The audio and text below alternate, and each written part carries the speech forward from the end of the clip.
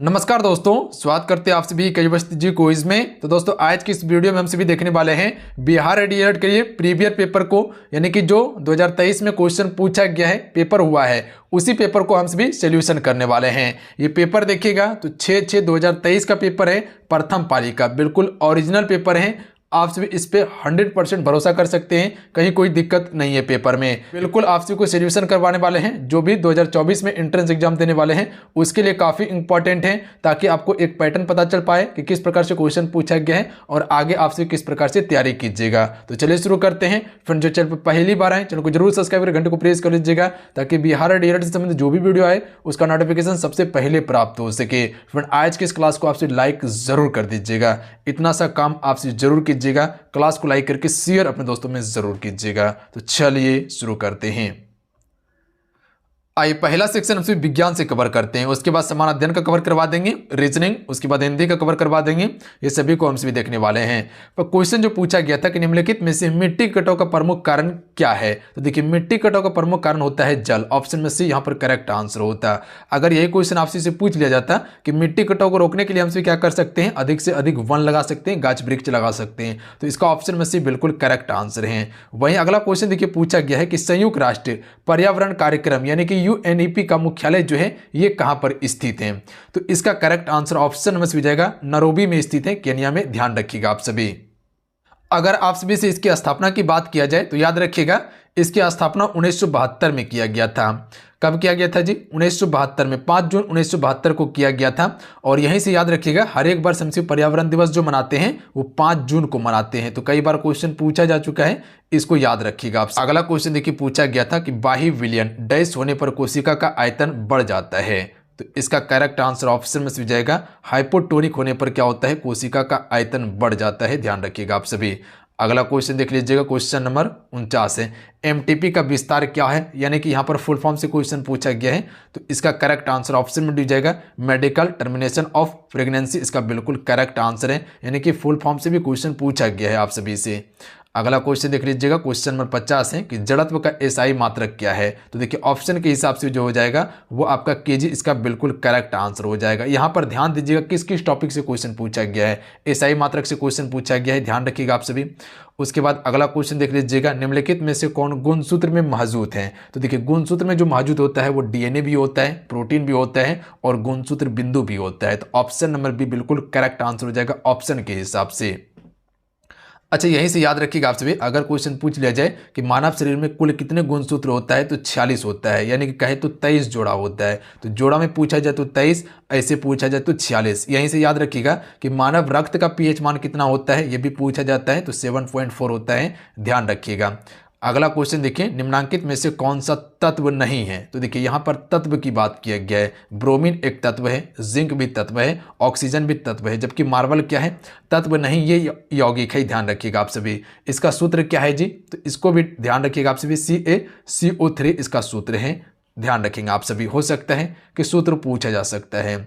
अगला क्वेश्चन देखिए, निम्नलिखित में से कौन सा एक कवक का उदाहरण है, देखिए कवक का उदाहरण ये सभी है, ईस्ट हो गया, टॉड स्टूल हो गया और पुंगनिया, ये सभी जो है वो कवक का उदाहरण है। तो ऑप्शन में सी बिल्कुल करेक्ट आंसर हो जाएगा। यहाँ पर थोड़ा सा बच्चा क्या करता है, कंफ्यूजन कर जाता है। यहाँ ध्यान दीजिएगा, यहाँ पर देखिए क्या ऑप्शन में सी में ये सभी दिया हुआ है, और रेयर केस में देखिएगा तो ऑप्शन में डी में ये रहता है ये सभी या इनमें से कोई नहीं। तो यहाँ पर आपको कंफ्यूजन नहीं करना है, किसी भी ऑप्शन में दिया जा सकता है आप सभी को, इसके लिए टेंशन नहीं लेना। अगला क्वेश्चन देखिए, मेंडलीव की आवर्त सारणी में बाद में खोजे जाने वाले तत्वों के लिए अंतराल छोड़े गए थे, निम्नलिखित में से किस तत्व को बाद में आवर्त सारणी में स्थान मिला है, तो ये मिला है जर्मेनियम को। याद रखिएगा आप सभी। अच्छा, जर्मेनियम से संबंधित क्वेश्चन आया हुआ है, तो यहाँ से याद रखिएगा अगर इसका परमाणु संख्या की बात किया जाए तो 32 होता है, परमाणु भार जो होता है 72.6 होता है परमाणु भार इसका, तो ये दोनों को याद रखिएगा आप सभी। अगला क्वेश्चन देखिए, क्वेश्चन नंबर 55 है कि अम्ल क्षार के साथ प्रतिक्रिया करके क्या देता है, तो देखिए अम्ल जो है कि क्षार के साथ प्रतिक्रिया करके हमें बिल्कुल लवण देता है। ऑप्शन में सी राइट आंसर हो जाएगा। अगला क्वेश्चन देख लीजिए, वाल्मीकि नगर जीव अभयारण्य बिहार के किस जिले में स्थित है? यानी कि यहाँ पर वन्यजीव अभयारण्य से क्वेश्चन पूछा गया है, तो ये आपका पश्चिमी चंपारण में स्थित है। Option number A right answer हो जाएगा। देखिए बिहार से भी संबंधित क्वेश्चन पूछा गया है, तो बिहार को पढ़ना आपके लिए काफ़ी इंपॉर्टेंट है, बिहार स्पेशल। हालांकि ये सारा चीज़ का हम आपको तैयारी करवाने वाले हैं, तो इसीलिए क्या करना है, चैनल को सब्सक्राइब करके घंटे को प्रेस करके रख लेना है। आप सभी को ऑल सब्जेक्ट का आपको यहाँ तैयारी करवाया जाएगा, इसके लिए आप सभी टेंशन फ्री रहिए। आप सभी क्या करना है, चैनल को सब्सक्राइब करके घंटे को प्रेस कर लेना है और टेलीग्राम ग्रुप को ज्वाइन कर लीजिएगा। इसका पीडीएफ टेलीग्राम पे वहां आपको प्रोवाइड कर देंगे हम, ठीक है। तो इतना सा काम जाके कर लीजिएगा। अच्छा, यहाँ आप सभी से वन्यजीव अभयारण्य के बारे में क्वेश्चन पूछा गया था। थोड़ा सा वन्यजीव अभयारण्य प्लस में राष्ट्रीय उद्यान के बारे में बता देते हैं, याद रखिएगा आप सभी। अगर आपसे से क्वेश्चन पूछ लिया जाए कि पलामू अभयारण्य कहाँ पे है, तो याद रखिएगा झारखंड में है। वहीं पर अगर क्वेश्चन पूछा जाए कि दलमा वन्यजीव अभयारण्य कहाँ पे है, तो ये याद रखिएगा झारखंड में है। अच्छा, केमूर वन्यजीव अभयारण्य कहाँ है, पता है आप सभी को? याद रखिएगा बिहार में स्थित है केमूर वन्यजीव अभयारण्य। हो सकता है आगे पूछा जा सकता है। गिर राष्ट्रीय उद्यान कहाँ पे, पता है? गुजरात में है गिर राष्ट्रीय उद्यान। अच्छा, जिम कॉर्बेट राष्ट्रीय उद्यान कहाँ पे है, पता है? उत्तराखंड में, जो सबसे पुराना राष्ट्रीय उद्यान है, ध्यान रखिएगा आप सभी। और यहीं से क्वेश्चन पूछा जाता है कि एक सिंह गेंडा के लिए कौन सा राष्ट्रीय उद्यान प्रसिद्ध है, तो वो काजीरंगा राष्ट्रीय उद्यान प्रसिद्ध है। वो कहाँ पे? असम राज्य में स्थित है। इसके अलावा याद रखिएगा दुधवा राष्ट्रीय उद्यान के बारे में, जो उत्तर प्रदेश में स्थित है। इसके अलावा याद रखिएगा एक फेमस है बांदीपुर राष्ट्रीय उद्यान, जो कर्नाटक में स्थित है। तो इतना सा फैक्ट को जरूर याद रखिएगा, हो सकता है यहाँ से क्वेश्चन आपको देखने के लिए मिल जाए। अगला क्वेश्चन देख लीजिएगा, इनमें से कौन सा धातु है? अच्छा, धातु से संबंधित क्वेश्चन आया हुआ है। ऑक्सीजन क्या है? ये एक अधातु है। उसके बाद जो है कि सल्फर भी एक अधातु है और नाइट्रोजन भी एक अधातु है। तो धातु इनमें से सोडियम है, तो option number B right answer हो जाएगा। Na ये सोडियम का प्रतीक है। उसके बाद जो है कि नाइट्रोजन का N है, ये एक अधातु है। उसके बाद सल्फर, ये भी एक अधातु है और ऑक्सीजन भी एक अधातु है। जबकि धातु क्या है? बिल्कुल ऑप्शन नंबर बी बिल्कुल करेक्ट आंसर हो जाएगा, सोडियम। अगला क्वेश्चन देख लीजिएगा, क्वेश्चन नंबर 58 है कि अगर किसी वस्तु का विस्थापन समय के वर्ग के समानुपाती है तो वस्तु गति कर रही है। तो देखिए वस्तु जो गति कर रही है एक समान त्वरण से गति कर रही है। तो ऑप्शन में सी जो भी टिक करें बिल्कुल करेक्ट आंसर है। लास्ट में अपना स्कोर भी जरूर बताइएगा, कितने क्वेश्चन आप सभी सही कर पा रहे हैं। इसी से आपको पता चलेगा कि आगे आपसे किस प्रकार से तैयारी करना है और आगे आपको कितना स्कोर करना है, इससे आपको पता चल जाएगा। आप देखिए आप फ्रेंड क्लासेस को ज़रूर लाइक कर दीजिएगा। अगर आपको लगता है कि आपके लिए कुछ मेहनत किए हुए हम, तो आपको इतना सा काम ज़रूर कर देना है, क्लास को लाइक करके शेयर कर देना है। बस इतना सा काम ज़रूर कीजिएगा। बैटरी से प्राप्त विद्युत धारा किस प्रकार की होती है? तो देखिए बैटरी से प्राप्त विद्युत धारा जो होता है वो आपका डीसी होता है, याद रखिएगा। यहीं से क्वेश्चन एक पूछा जाता है कि एसी को डीसी में कौन बदलता है, तो वो रेक्टिफायर बदलता है। एसी को डीसी में कौन कौन बदलता है? रेक्टिफायर। जो आप सभी घर में डायरेक्ट बिजली जो यूज करते हैं वो एसी होता है, पर उस डीसी में जो बदलता है वो रेक्टिफायर बदलता है। अगर वहीं बात किया जाए कि डीसी को एसी में कौन बदलता है, तो वो इन्वर्टर बदलता है। तो इतना सा फैक्ट याद रखिएगा आप सभी। अगला क्वेश्चन देख लीजिएगा, क्वेश्चन नंबर 60 है। क्वेश्चन है कि गाय की स्वदेशी नस्ल की विशेषता क्या है? स्वदेशी या देसी नस्ल की विशेषता जो है वो है दीर्घ अवधि तक दूध देना और अल्प अवधि तक दूध देना, ये इसकी प्रमुख विशेषता है। तो ऑप्शन में सी इसका बिल्कुल करेक्ट आंसर होगा।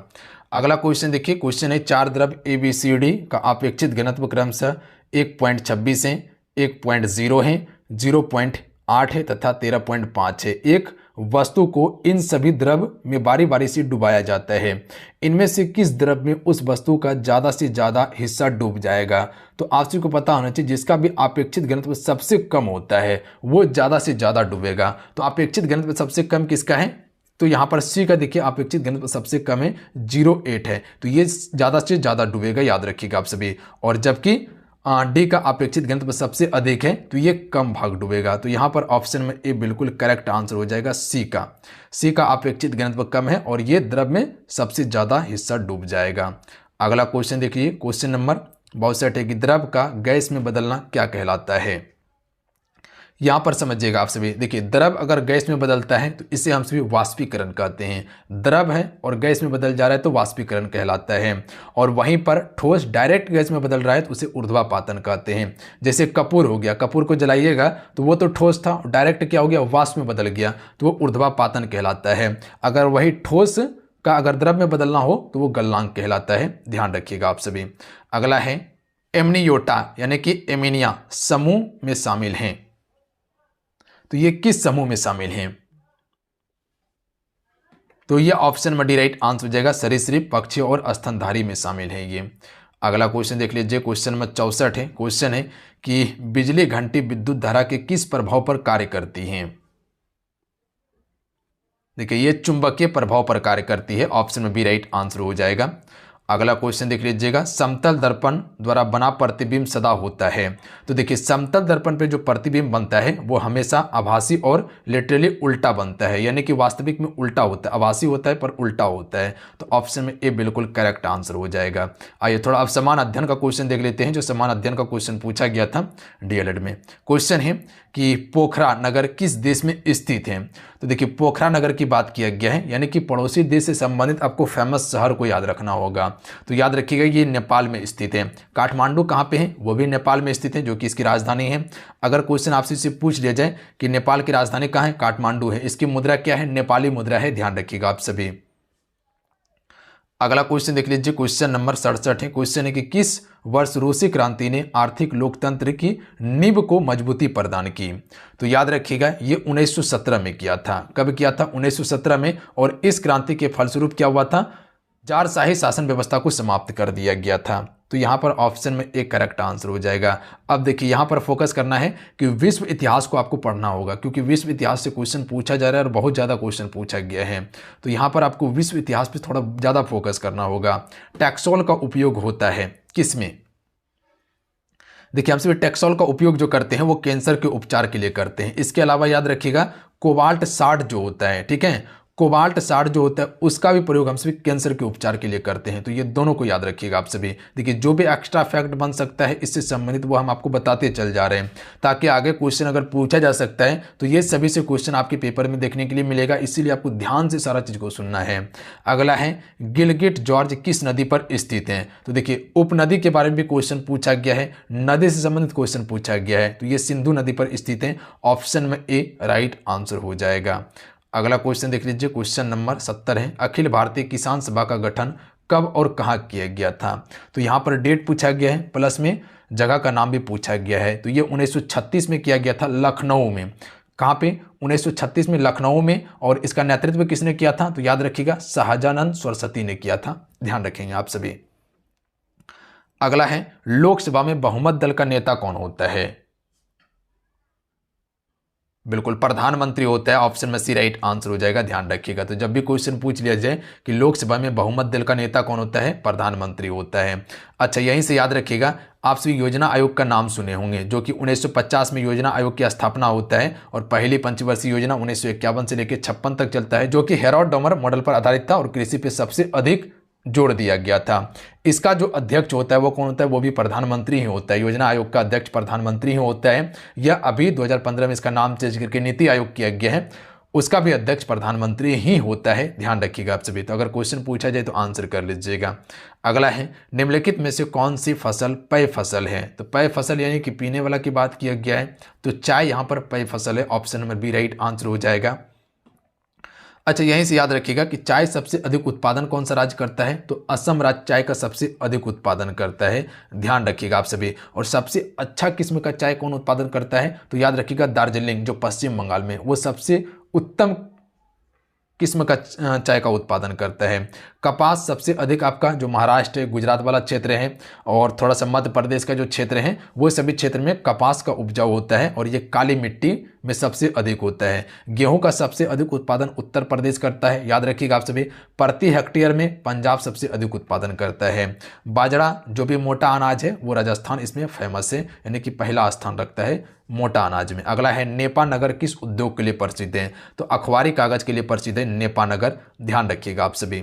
अगला है बिहार में अति जल दोहन से किस तत्व का संकेंद्रण बढ़ा है? तो ऑप्शन में ए राइट आंसर हो जाएगा, आर्सेनिक बढ़ा है, ध्यान रखिएगा आप सभी, अति जल दोहन के कारण। WHO के अनुसार जो है कि बिहार का 18 जिले में क्या हुआ है, प्रति लीटर में जो है कि 10 माइक्रोग्राम जो है कि आर्सेनिक पाया गया है। तो इसका ऑप्शन में एक करेक्ट आंसर हो जाएगा। किस देश में ओलंपिक खेल का विरोध नस्ल पर आधारित था? विरोध नस्ल पर आधारित था। देखिए ओलंपिक खेल जो है कि फ्रेंड हर एक 4 वर्ष में आयोजित किया जाता है, याद रखिएगा आप सभी। एथेंस से शुरू हुआ था ओलंपिक खेल का, याद रखिएगा। अभी जो 2021 वाला यानी कि 20 वाला हुआ था वो टोक्यो जापान में हुआ था, इसको जरूर याद रखिएगा आप सभी। हो सकता है क्वेश्चन पूछा जा सकता है। तो इसका करेक्ट आंसर हो जाएगा मैक्सिको, याद रखिएगा आप सभी। ऑप्शन में बी राइट आंसर होगा।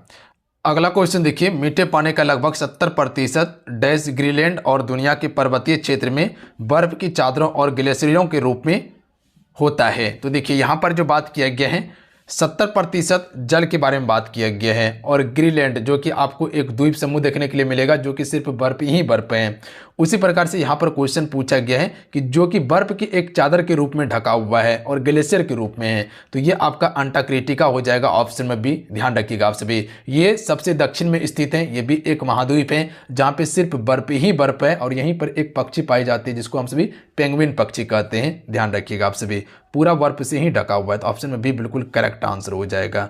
अगला है, इनमें से कौन सा वृक्ष पर्वतीय वन में पाया जाता है? ऑप्शन में बी राइट आंसर हो जाएगा चेस्टनट जो है कि फ्रेंड ये पर्वतीय वन में पाए जाने वाला वृक्ष है। बाकी बात जो है कि अर्जन हो गया, चंदन हो गया और शीशम हो गया, ये सभी वृक्ष जो है कि फ्रेंड ये उष्णकटिबंधीय पर्णपाती यानी कि मानसूनी वन है और इसी में पाया जाता है ये सभी वृक्ष। अगला क्वेश्चन देखिए, पटना का पुराना नाम क्या था? तो देखिए बिहार से संबंधित अभी तक में 3 क्वेश्चन हो चुका है। ध्यान दीजिएगा बिहार से कितना क्वेश्चन पूछा गया है, इसीलिए बोल रहे कि बिहार इंपॉर्टेंट है आपके लिए। बिहार से क्वेश्चन हर शिफ्ट में पूछा गया है, हालांकि हर शिफ्ट का क्वेश्चन आपको कवर करवाएंगे हम, इसके लिए आपको टेंशन नहीं लेना है। पटना का पुराना नाम क्या था? तो याद रखिएगा पाटलिपुत्र भी है, अजीमाबाद भी है और कुसुमपुर भी है, ध्यान रखिएगा ये तीनों है। ऑप्शन में डी राइट आंसर हो जाएगा। यहाँ से एक क्वेश्चन पूछा गया था बिहार पुलिस का जो एग्जाम हुआ था कि पाटलिपुत्र की स्थापना किसने किया था? तो उदयन ने किया था, ध्यान रखिएगा आप सभी। अगला है, जनजातियों की सर्वाधिक आबादी कहाँ है? तो देखिए जनजाति सबसे अधिक जो पाया जाता है वो अफ्रीका में पाया जाता है। ऑप्शन में ए राइट आंसर हो जाएगा। और वहीं पर अगर भारत में बात किया जाए कि भारत में सबसे अधिक जनजाति कहाँ पे है, तो याद रखिएगा आप सभी मध्य प्रदेश में है। अगला क्वेश्चन देख लीजिएगा, क्वेश्चन नंबर 80 है कि डैश में प्रकाशित ब्रूटलैंड कमीशन रिपोर्ट ने सतत विकास के बारे में विचार साझा किए हैं और इसे कैसे प्राप्त किया जा सकता है? तो ये किस वर्ष किया गया था? क्योंकि वर्ष ही पूछा गया है तो याद रखिएगा 1987 में किया गया था।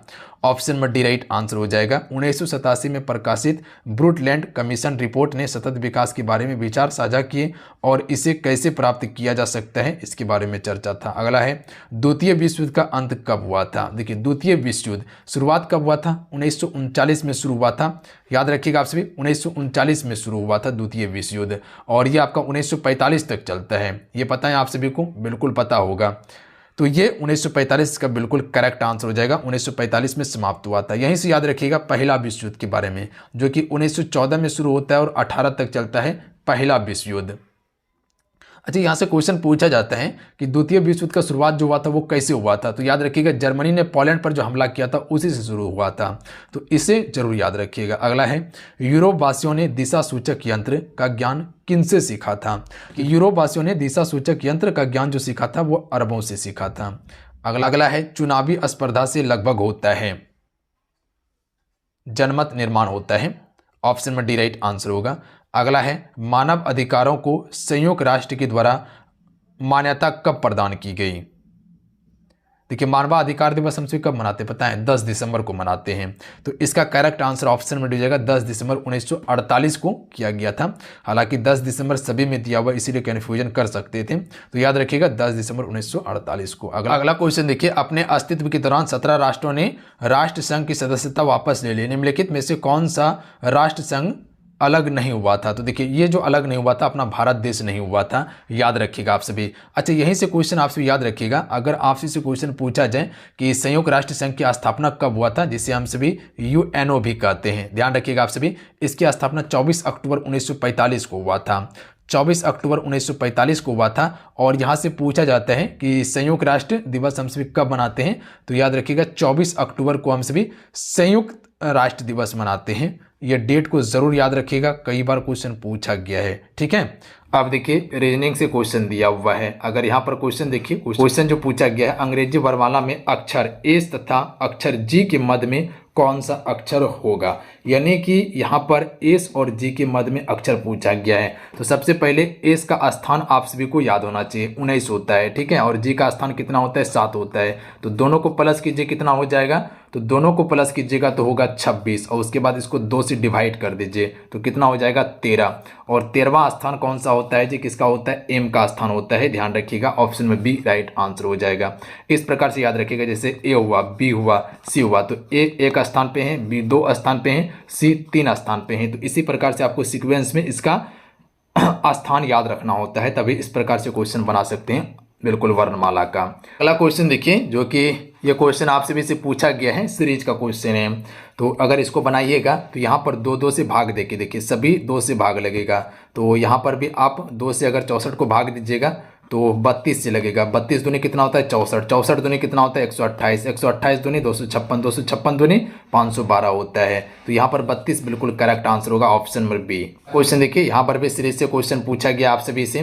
क्वेश्चन है कि दी गई श्रृंखला में से प्रश्न के स्थान पर कौन सा संख्या आएगा। यहाँ पर भी जो है कि आपका सीरीज का क्वेश्चन है, तो इसको किस प्रकार से बनाइएगा। तो यहाँ पर देखिए, अगर यहाँ पर कितना जुटा है, 5 जुटा है, उसके बाद यहाँ पर 6 जुटा है, उसके बाद यहाँ पर देखिए कितना जुटा हुआ है, 7 जुटा हुआ है। तो आगे कितना जुटेगा, 8 जुटेगा, क्योंकि यहाँ पर 1 जुटा, 1 जुटा, 1 जुटा, तो अगला स्थान 8 जुटेगा। तो 68, 8 कितना हो जाता है, 76 हो जाता है। तो 76 ऑप्शन में बी में दिया हुआ है। अगला क्वेश्चन देख लीजिएगा, क्वेश्चन पूछा गया सीटिंग एग्रीमेंट का क्वेश्चन पूछा गया, यानी कि बैठने का कर्म से। क्वेश्चन देखिए था ABCDEF 6 दोस्त एक दूसरे के आमने सामने यानी कि घेरे में बैठा हुआ, आमने सामने यानी कि केंद्र की ओर बैठा हुआ है। जब केंद्र की ओर बैठा जाए तो यहाँ पोजीशन चेंज हो जाता है, ध्यान रखिएगा आप सभी। ठीक है, ए जो है कि डी और बी के बीच में बैठा हुआ है। तो सबसे पहले इसको बनाना कैसे ये समझिए आप सभी। तो सबसे पहले एक घेरा बनाइए, उसके बाद 6 दोस्त है ना, 1 2 3 4 5 6 हो गया। क्या कहा गया है, पहला टर्म ए डी और बी के बीच में बैठा हुआ है।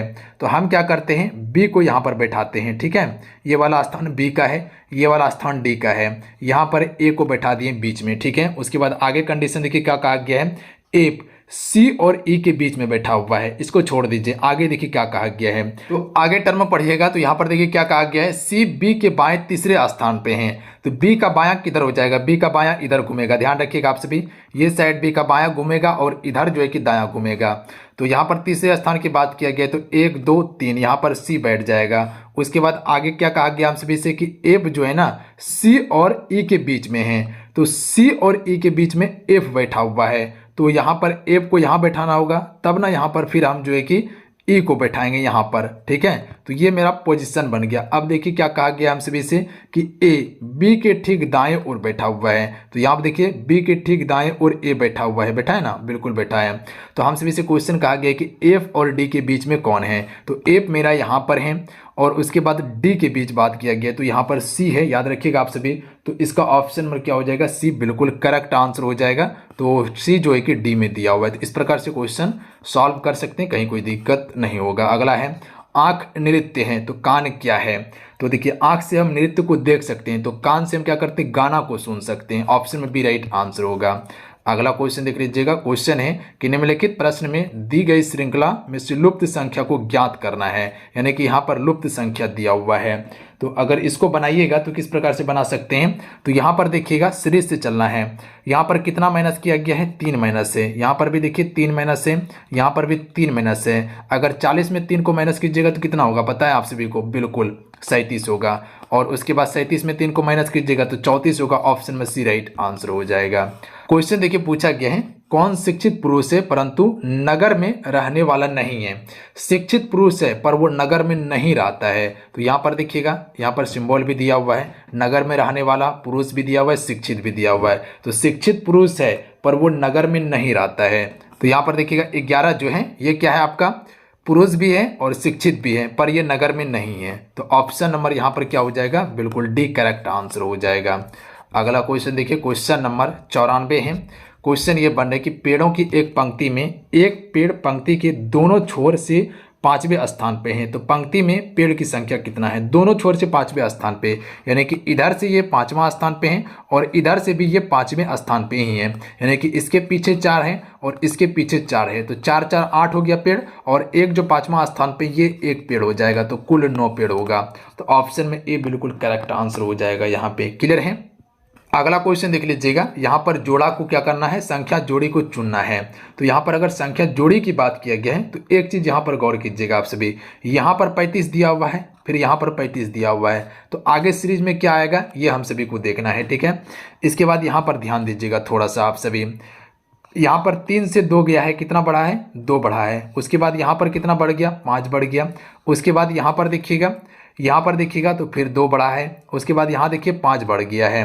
तो आगे क्या बढ़ सकता है, आगे 2 ही बढ़ेगा, आपका ध्यान रखिएगा आप सभी, 2 बढ़ा, क्योंकि यहाँ पर 2 बढ़ा है। उसके बाद फिर 5 बढ़ा, फिर यहाँ पर 2 बढ़ा, फिर 5 बढ़ा, तो फिर यहाँ पर 2 बढ़ेगा, तो 17 2 कितना हो जाएगा, 19 हो जाएगा। और यहाँ पर 35 था, यहाँ 35 आया है, आगे भी 35 आएगा, तो 19 और 35 इसका बिल्कुल करेक्ट आंसर हो जाएगा। ध्यान रखिएगा ऑप्शन नंबर डी 95 का करेक्ट आंसर है। आइए आप समान हिंदी से क्वेश्चन देखते हैं। क्या क्वेश्चन पूछा गया है कि कर्म के अनुसार क्रिया के कितने भेद होते हैं। तो देखिए क्रिया के 2 ही भेद हैं, साकर्मक क्रिया और आकर्मक क्रिया। तो ऑप्शन नंबर यहाँ पर डी बिल्कुल करेक्ट आंसर है। अगला क्वेश्चन देखिए, नाविक का संधि विच्छेद यहाँ पर करना है, तो सी राइट आंसर हो जाएगा 9 और 1। ध्यान रखिएगा संधि विच्छेद से भी क्वेश्चन पूछा गया है। अगला है, मैं लिख नहीं सकता, वाक्य को भाववाची में बदलना है। मैं लिख नहीं सकता, इसका भाव को प्रकट करना है। तो इसका करेक्ट आंसर क्या हो सकता है, पता है आप सभी को? बिल्कुल हम सभी कह सकते हैं, मुझसे लिखा नहीं जा सकता। ध्यान रखिएगा, मुझसे लिखा नहीं जा सकता, यहाँ पर इसके भाव को हम प्रकट कर सकते हैं। अगला है, 4 दिन की चांदनी फिर अंधेरी रात, लोकोक्ति का अर्थ क्या है? बिल्कुल सिंपल सा सवाल है, थोड़े दिन का सुख। अगला क्वेश्चन देख लीजिएगा, क्वेश्चन नंबर 100 है कि रूपक अलंकार ढूंढिए। यहाँ पर रूपक अलंकार के बारे में बताना है। रूपक अलंकार किसे कहते हैं, पता है आप सभी को? वैसा अलंकार जिसमें उपमान, जिसे हम विशेषण भी कह सकते हैं, तथा उपमेय जिसे विशेष भी कह सकते हैं, दोनों के बीच प्रत्यक्ष तुलना कर दी जाए, वहां पर क्या हो जाता है आपका? बिल्कुल रूपक अलंकार हो जाता है।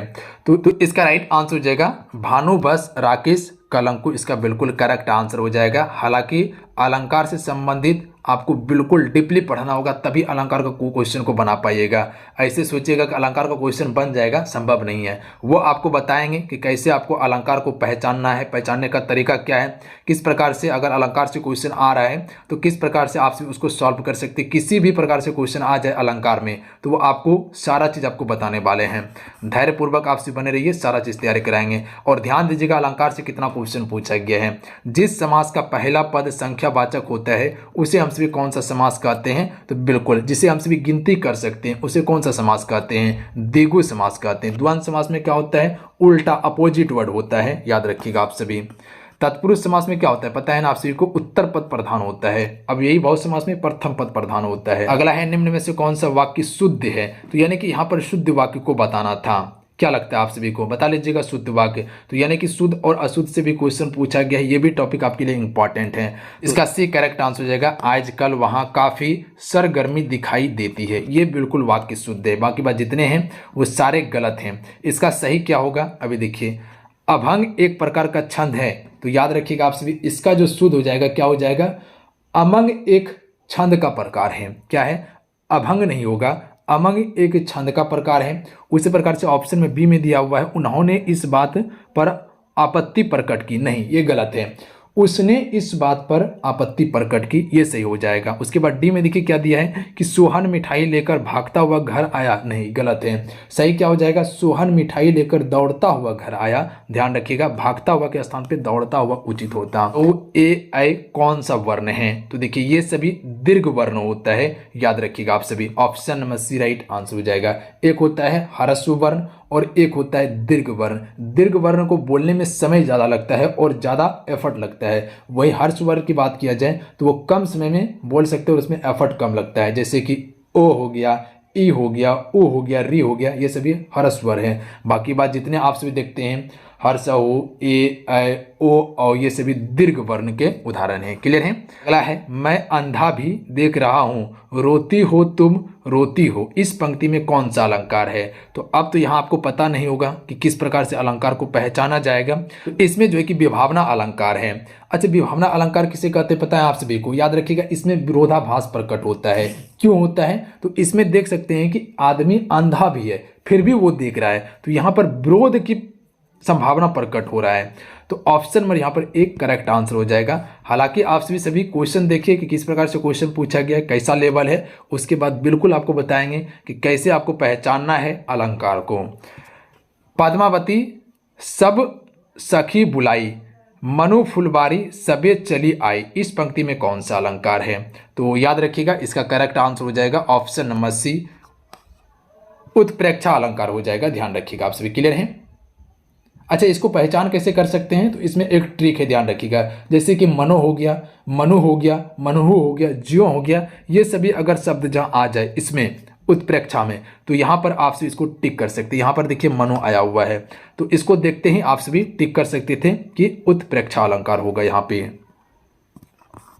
अगला है काव्य की आत्मा किसे माना गया है। काव्य की आत्मा की बात किया गया है, तो याद रखिएगा option number B right answer हो जाएगा।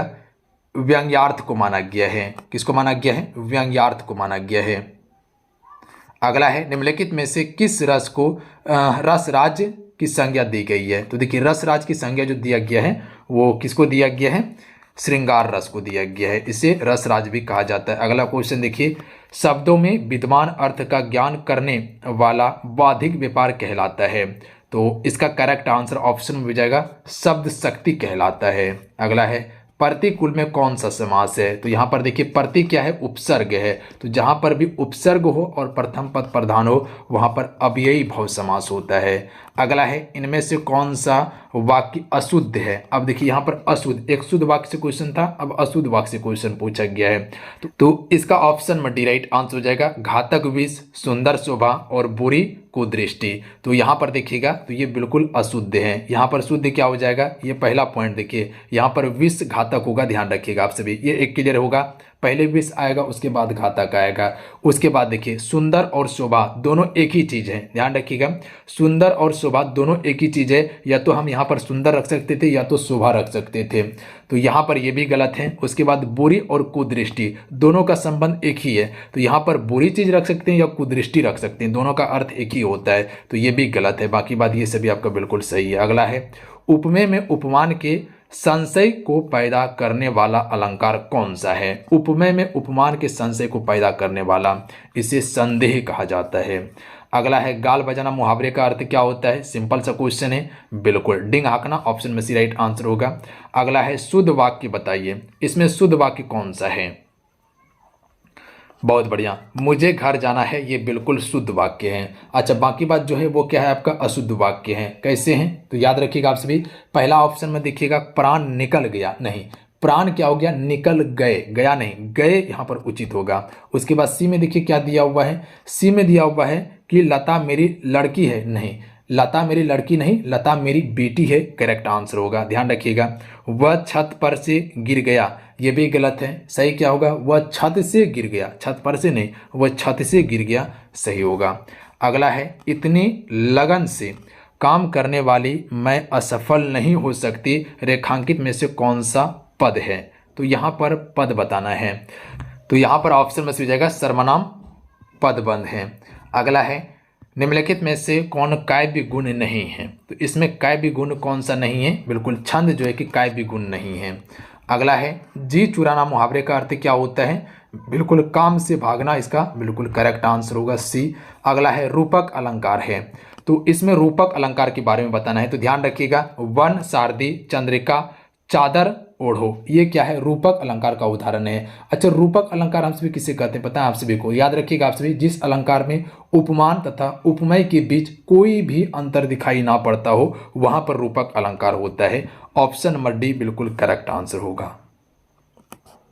अगला है सेवैया के प्रत्येक चरण में कितने वर्ण होते हैं। तो देखिए सेवैया के प्रत्येक चरण में जो होता है वो आपका 22 और 26 वर्ण होता है। ऑप्शन में बी बिल्कुल करेक्ट आंसर हो जाएगा। अगला क्वेश्चन देखिए, जहां उपमेय में उपमान की संभावना की जाए वहां होता है। तो देखिए उपमेय में उपमान की संभावना किया जाए तो वहां जो होता है बिल्कुल उत्प्रेक्षा होता है। ऑप्शन में बी राइट आंसर हो जाएगा, उत्प्रेक्षा अलंकार हो जाएगा।